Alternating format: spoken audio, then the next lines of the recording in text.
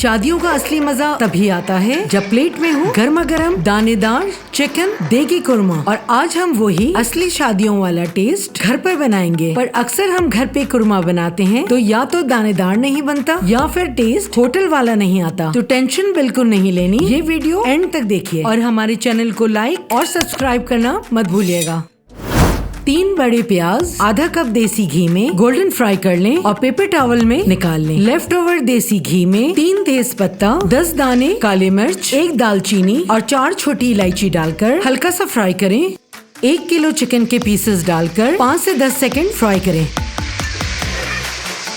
2 tablespoon अदरक लहसुन paste, 1.5 teaspoon नमक, 1 टेबलस्पून लाल मिर्च पाउडर, कश्मीरी लाल मिर्च और धनिया पाउडर और 5 टेबलस्पून गाढ़ा दही डालकर अच्छी तरह मिक्स करें और चिकन की भुनाई कर लें।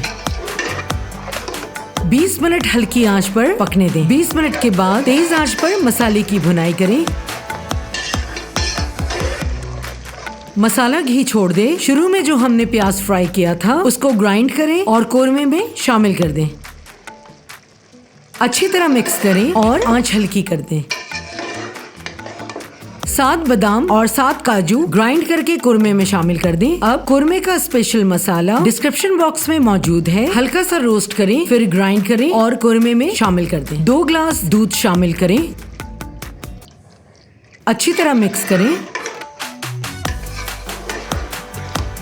उबाल आने दें और 20 मिनट हल्की आंच पर पकने दें। हल्के हाथों से कुरमे को मिक्स करें